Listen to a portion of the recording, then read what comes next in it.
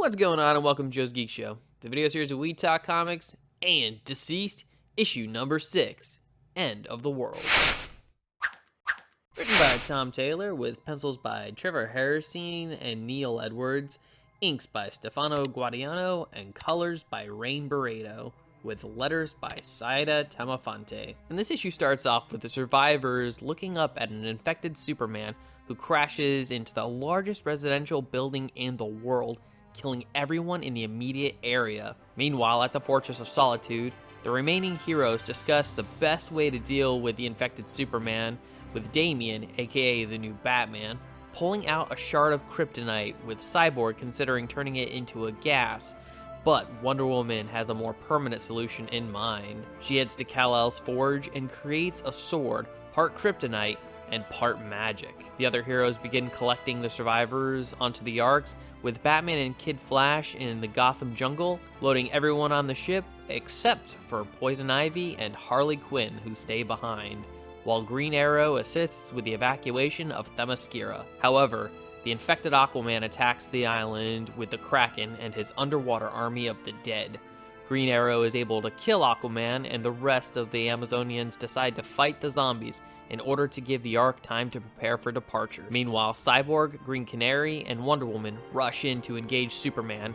At this time, the battle on Themyscira isn't going well, as Wonder Girl, Green Arrow, and Mira get on the Ark as it leaves the ruined Themyscira, along with the Amazonians that stayed behind. With the Arks heading to space, the fight with Superman still rages. Green Canary and Cyborg stave off his attacks until Wonder Woman plunges the sword into Superman, who cries out before punching a hole in Wonder Woman, in which Cyborg catches her as Superman flies towards the Arks. The dying Wonder Woman now gives her sword to Green Canary, telling her she has to stop him. Aboard the Ark, John Kent knows Superman is coming and decides to meet him head-on, causing an explosion that knocks him out. Green Canary, thinking she's gonna face Superman alone, is suddenly joined by the Green Lantern Corps, who are set to quarantine near it. But instead of fighting, Superman races into the sun and begins absorbing it, which will ultimately kill the solar system, and the Guardians thinking it's for the best, as the virus will become dormant. Back on Earth, Cyborg uses the lasso of truth on the infected Wonder Woman to discover that they are not only intelligent, but he himself holds the cure since he is patient zero. Cyborg in this moment takes his attention off the infected Wonder Woman, which gives her the chance to twist his head off. The issue wraps up with the Arks being led to a similar planet in another solar system, as the survivors look on with both hope and sadness at their new home, Earth 2. And there's a punch in the gut if there ever was one.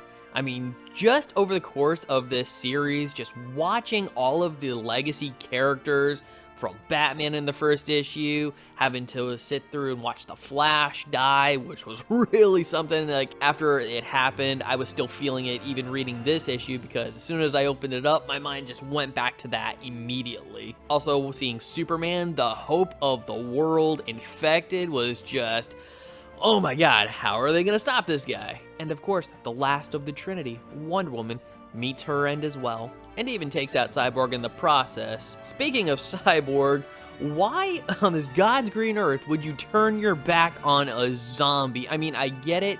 He realized that he himself holds the cure to making everyone that's been infected normal again, realizing they didn't really need to be killing anybody. But even so, while infected, they're still hostile, and what happens? Wonder Woman pops off Cyborg's head like the cap on a tube of toothpaste. You may not have realized it, Cyborg, but this was a horror story, and you broke the horror rules. It's kind of like those people in the zombie apocalypse that it's, oh no, that's my loved one, and while they're a zombified corpse shambling towards them, they're like, you know what, I'm gonna hug you anyway. What's the worst that could happen? And then there's the mini arc of Green Arrow in this story, and yes, hands down, one of the best jokes in this entire issue. So while Damian, aka the new Batman, was talking about how Batman Bruce Wayne had contingencies for all the Justice League members, except for Green Arrow, and Green Arrow actually took that personally, saying that I could be a world level ending threat if I wanted to. And then Green Canary even saying, sure you can, dear. You know, it's like one of those, here's a cookie, go sit in the corner for a little while moments. And then on Themyscira, when Green Arrow manages to kill Aquaman with one single arrow to the face, Green Arrow has a moment where he's like, yeah, I just shot this arrow from like so many yards off, so screw you, Batman. That was such a great moment. And I gotta say, overall, this entire series has been a really great ride. I mean, it's been funny, it's been sad, it's been hopeful, it's been heartbreaking. And just seeing the looks on everyone's face, the survivors on the Ark, as they're looking at their new planet, Earth 2, I'm not gonna lie, it actually got me a little choked up. Because I'm like, y'all just not lost only your entire planet, but eventually the entire solar system. Which makes me wonder what's gonna happen to Superman as he keeps absorbing the solar radiation. I mean, I guess they kind of think it's just gonna kill him over time, but what if it doesn't?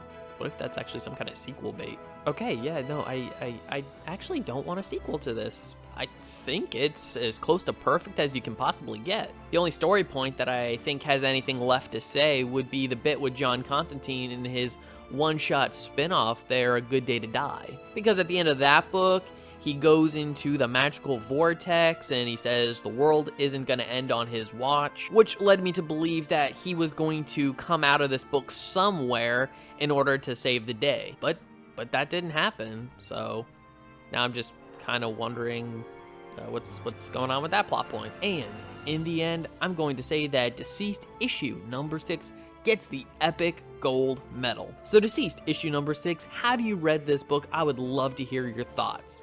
Please leave your comments in the comment section below, and if you like this video, I'd love it if you'd smash that like button, share it with some friends, subscribe if you're not subscribed already, and ring that notification bell for more comic book content.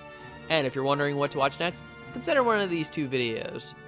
Alright, take care, have a great day, and as always, stay geeky.